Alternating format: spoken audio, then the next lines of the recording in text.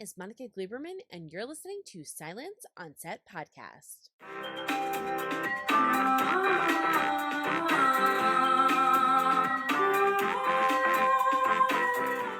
On today's podcast, we're talking to Seth Reiss, who is a co-writer of the film The Menu. The film focuses on a young couple who visits an exclusive destination restaurant on a remote island where the acclaimed chef has prepared a lavish tasting menu, along with some shocking surprises. So to talk about how he got involved and a little bit more about his background, here's Seth Reiss. I wanted to kind of start off with, so you're born in Pennsylvania. Yes. And you went to BU, which, by the way, I was super excited. I went to UMass, a little bit of Massachusetts background there. I got a little bit warm when you said you were born in Pennsylvania, because in all the stuff that I've done for anything, for the movie or anything, the Pennsylvania, being born in Connellsville, Pennsylvania has never once come up. And it's truly a very important part of my life.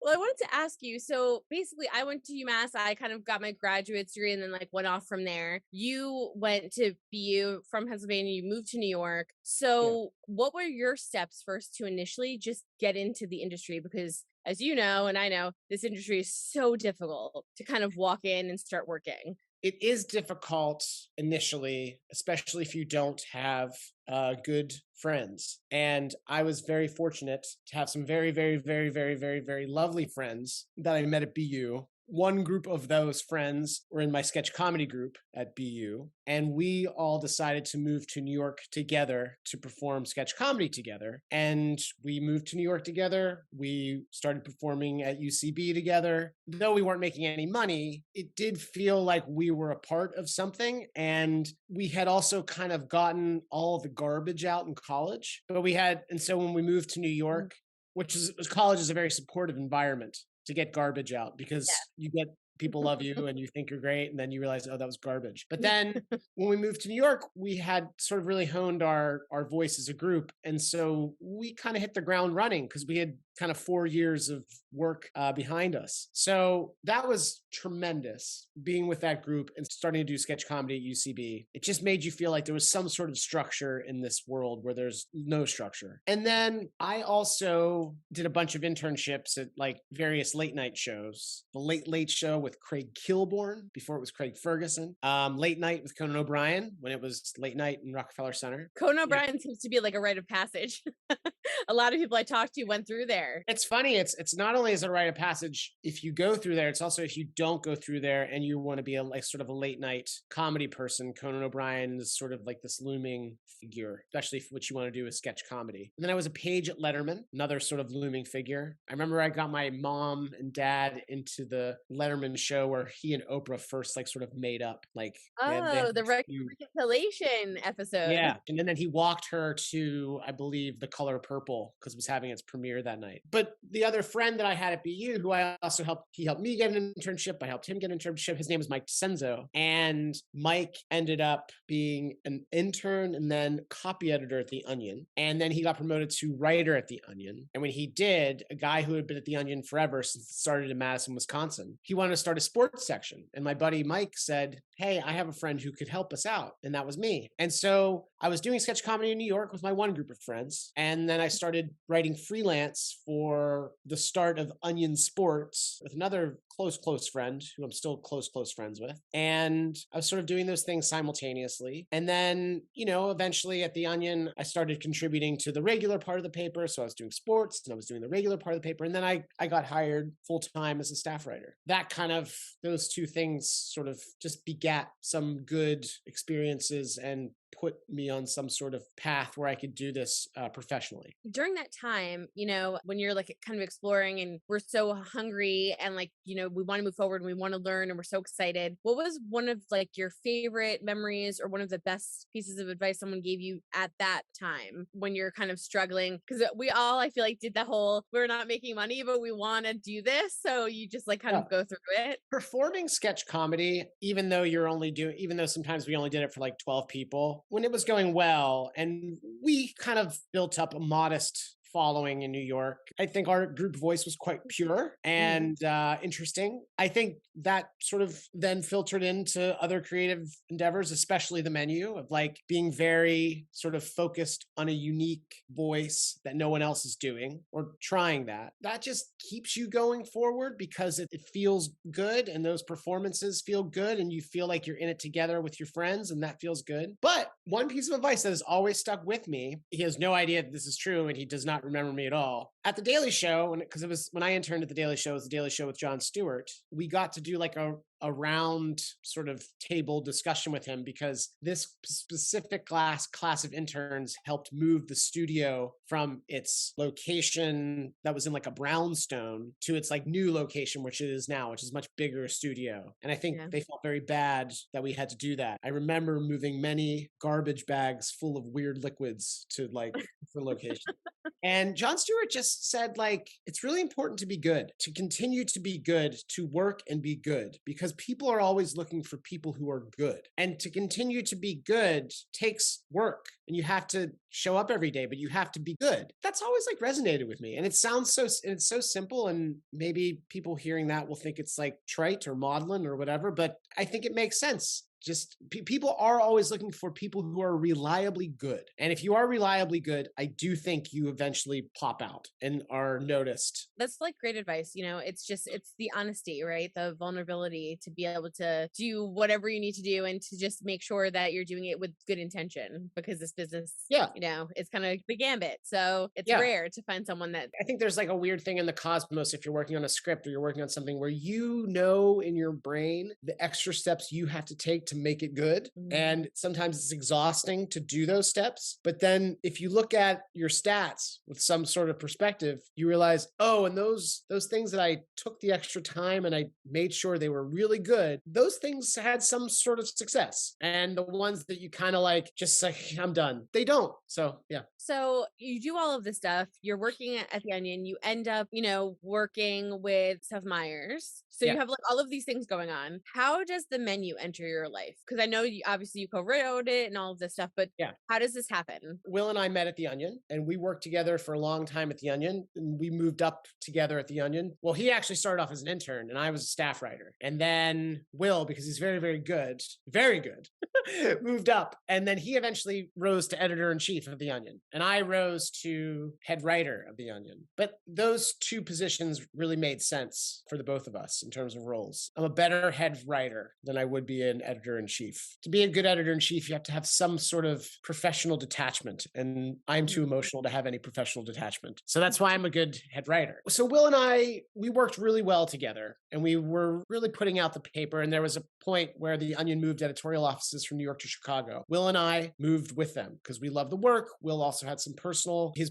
future wife was then living in Chicago. So it made sense for him to move. And so we just continued to really work well together. We had a similar sense of humor. We filled gaps where we didn't share, where we had weaknesses maybe. And when I got to Seth Meyers and Will got to John Oliver, you're entering a different level of show business. The Onion's like a long form art project. So it's not show business. But when you go to, you're working at Rockefeller Center, or you're working at HBO, like you're in show business and not an entity that has so you're working for someone and their voice sort of then dictates the product. And you have to figure out how your voice can fit in with what they do. And then if you're a creative person, you feel like, whoa, there's a big chunk of my creative mind that isn't being used that I'd really like to use. And I think Will felt that way too at John Oliver. That's not to say that when I was at Seth, I didn't get to fulfill like some amazing dreams. And I still do get to fulfill like dreams that I have of show business, like working with Steve Martin or like it's crazy. But there's that part of you that is the most pure form of you that might not really work on the show. So Will and I, we were like, well, we should write movies. And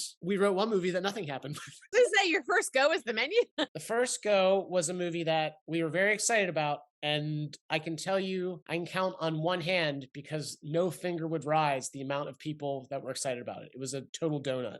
We really enjoyed working together and that didn't discourage us. And then Will had his honeymoon in Norway, went to a restaurant that was on an island. He took a boat. He got there and was like, what if this went wrong? He came back to New York. I mean, it's not all insequential, but eventually it takes place at this restaurant and the structure of the movie is like a tasting menu. I immediately knew what he was trying to get at in terms of tone, because I think we were enamored of the idea of Chef as artist, Chef as artist losing his mind, Chef as dealing with these people who don't appreciate his art. But then the idea that, well, that's the job you chose, buddy. So either continue doing it or, lose your mind. And so from there, we started to figure out what the initial engine of the story was, who the characters would be, who would populate the restaurant. And we were kind of off to the races, and we actually kind of wrote the menu the way we wrote The Onion. We brainstormed the outline together in a room together. And then when it came down to actually writing the script, I would go off on my own, write 15 pages, send it to Will. Will would do a pass on those 15 pages, write 15 more pages, send to me. And we would just go back and forth until the movie was done. And the outline was pretty detailed, but there were sort of gaps in it that we didn't know what to do. So it was fun because we got to surprise one another with our pages. And that, I think, kept the creativity electric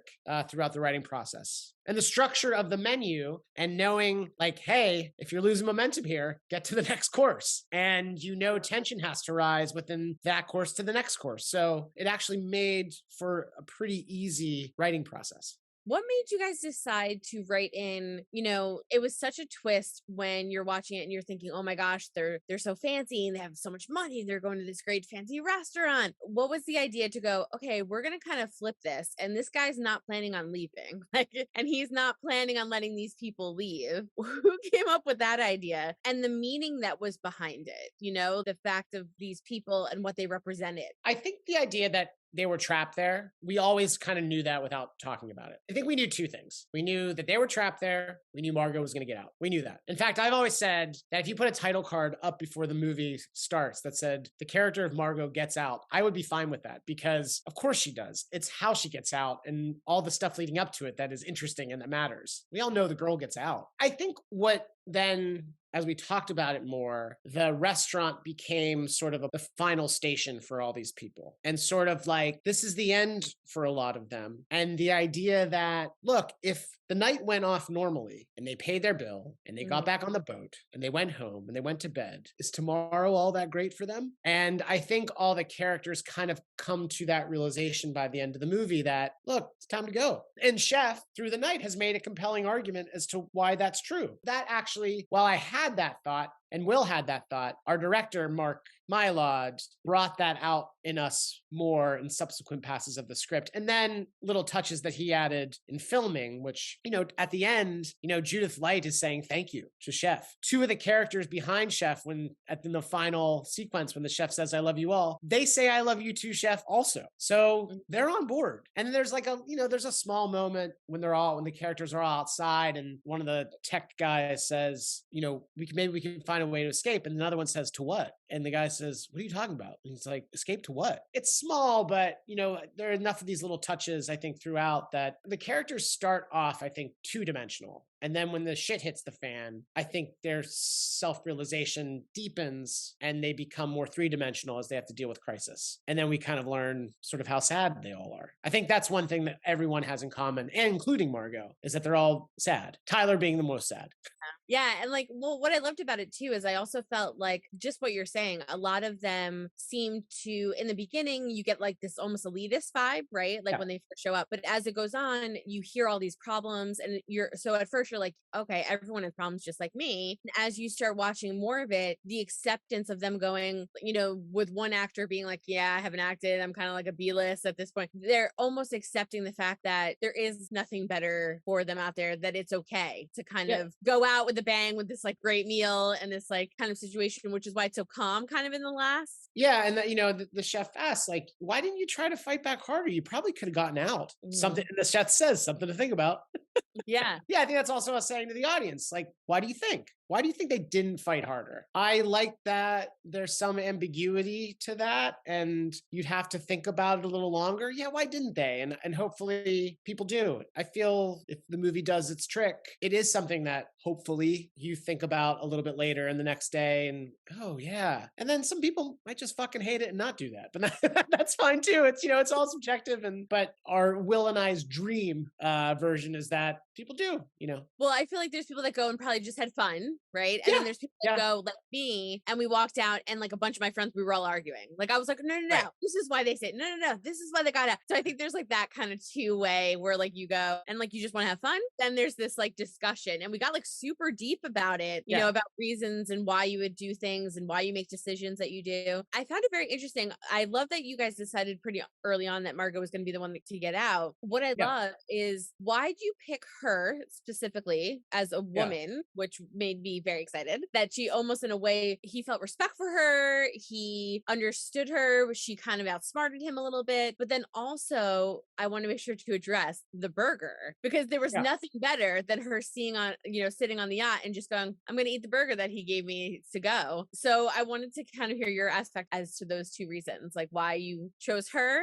and that burger scene. Purely on a story level, story mechanics level, you need a fly in the ointment. And she's the fly in the ointment. She's the engine that if she wasn't there and Chef, there were no complications in the evening at the outset, I guess we would watch Chef carry out his plan. And I think dramatically, that's not very interesting. Also, just thinking about a pure story, it's compelling that a sort of chef in his late 50s, early 60s, who's very, very good at his job, sees some connection with a woman in her 20s who is also quite good at her job and values being good at her job, like Chef values being good at his job. That is just compelling to me and to Will. Seemingly, if we put them together in a picture, we would think these two could not be more opposite. But what actually drives them is almost exactly the same. I think you can have different interpretations of the burger, but I do think those are two artists working their magic at the same time. I think there's a healthy discussion to be had of whether or not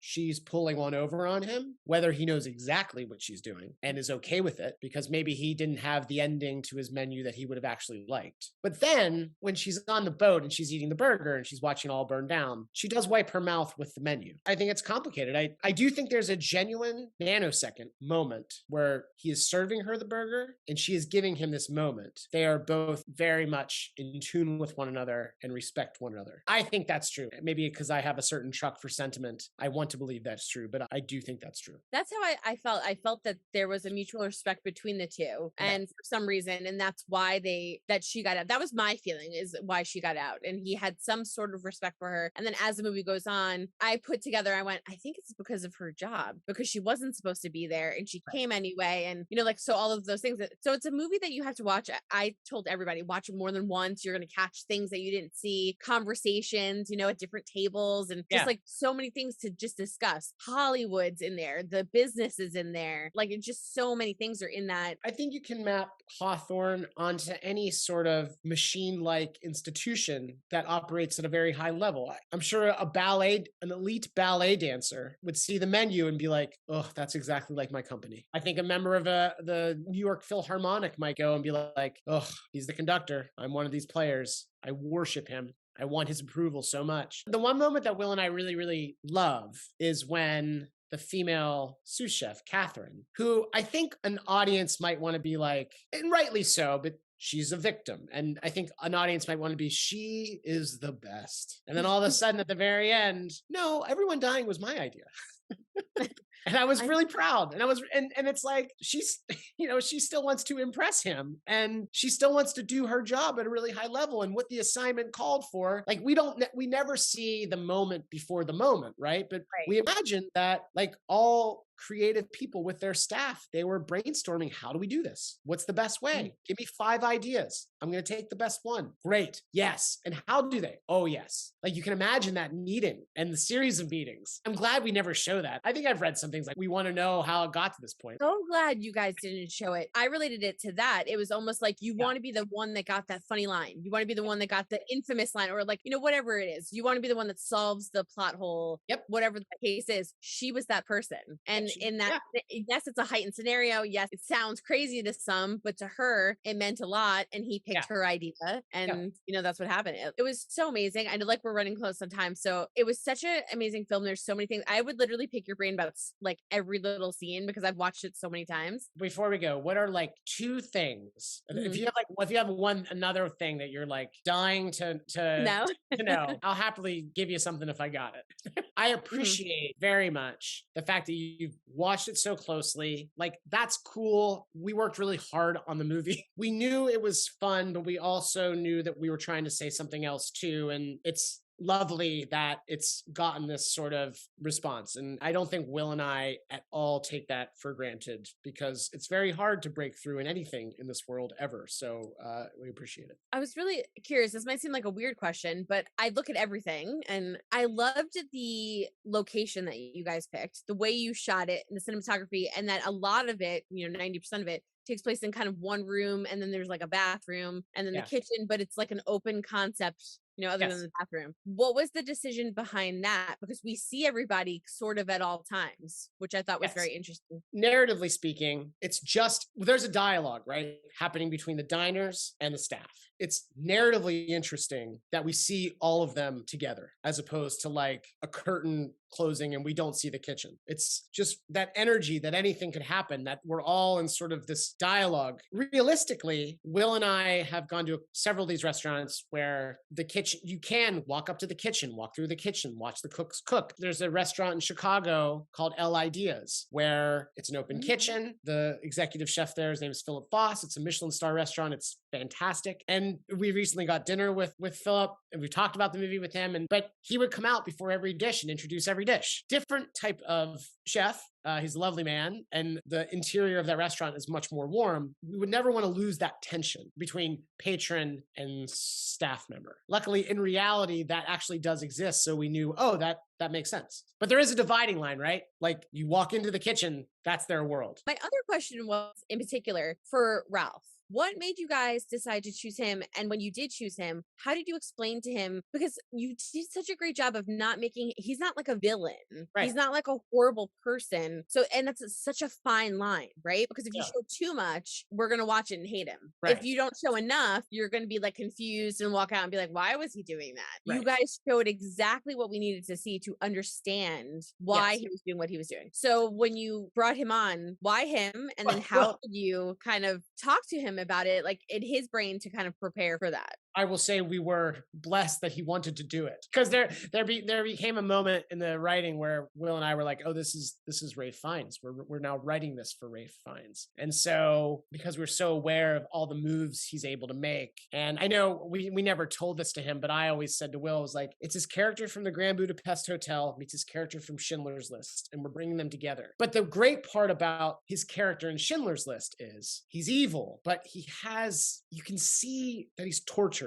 He has something, yeah. And you can see that he's questioning. He doesn't want to be. And so Rafe has that great ability to allow the audience to know that this guy's doing some bad stuff, but he's aware and he knows it's bad, but he wants you to know why he's doing it and what the problems are. And I think Rafe came to it as, this is an artist who is filled with self-loathing. And so if you're an artist who's filled with self-loathing, I think you're not going to come off as like a mustache twirling villain. You're going to have a certain well of patheticness and sadness that's going to make you be just more complex as a human. So if you just play that out as realistic as possible, there's no way that guy comes off as like we said, Tyler's the biggest psychopath in the restaurant. Rafe is completely aware of what he's doing. Tyler's gone. Rafe knows. And I mean, the one point though, where, you wonder, is he the bad guy? But then he's disseminating justice and you're like, yeah, go get him, chef. But then at one point he's quoting Martin Luther King. You're like, oh, take it easy, buddy. And it's also, I think, a guy wrestling with ego. I mean, there are several times in the movie where he talks about ego. And I think it might be what he's doing is egoless. He wants to be seen as egoless, but I think it might be a case of thou doth protest too much.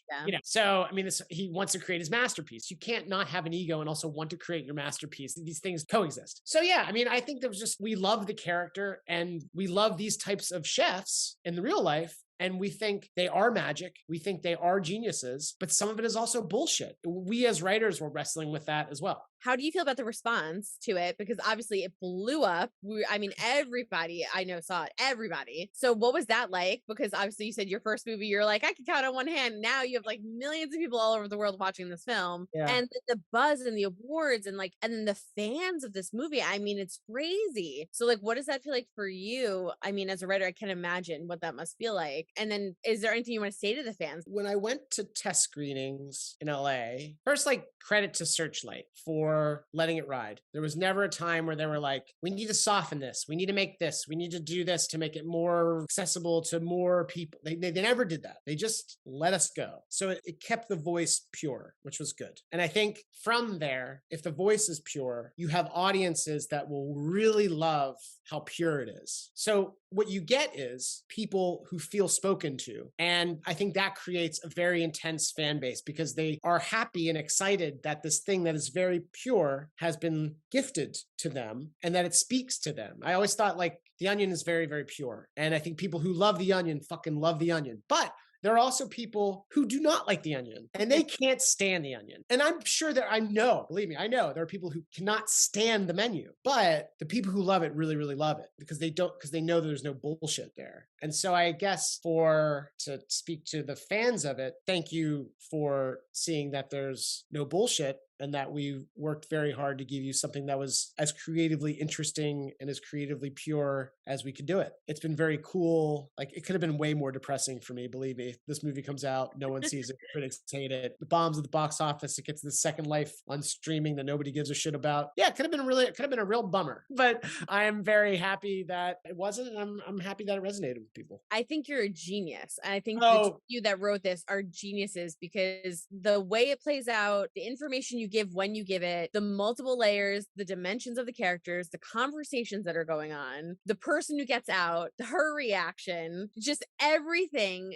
You cannot walk out and not talk about it. And it's a movie that you talk about for like weeks. That's very nice of you. And I'm glad you liked it. And this has been very lovely. And I really appreciate it. And can people follow you on social? And I know you're also doing The Palace. So I want to throw that out there really quickly. That is Will created that show. I was fortunate enough to work in the writer's room on it with a group of really good writers. And I think it'll be a very weird little ride. But where can people follow you? I have a parody Twitter account that I've done for over a decade. The Twitter account is MattAlby60. And I created it, I think 5 years after the show Studio 60 on the Sunset Strip was canceled by NBC. If anyone's even still familiar with that show, it was behind the scenes of a sketch comedy show that Aaron Sorkin created. It ran for one season and got canceled. I created a Twitter account. That sketch comedy show were real, and that the head writer of that show, the Matthew Perry character, were real. And I've been tweeting as that character for over 10 years. So if you guys want to follow that, knock yourselves out. So we can follow you there, but we could see you work next for The Palace. So that's where the next thing that we can see your work. I think so. And you can also just watch Late Night with Seth Meyers and enjoy it. And whether that's my work or other people's work, it's good to have people tuning into that too. Hope you guys enjoyed listening to Seth Reiss, the co-writer of The Menu, talk about what it was like writing the film, the process behind it, and of course his reaction to the fans loving the film. So if you haven't seen it, the film was released on November 18th and it's currently available now streaming on HBO Max, so make sure you go and check it out. And don't forget to hit the subscribe button so you're updated on all of our latest podcasts, and head over to our YouTube channel, hit subscribe so you're updated on all of our video content.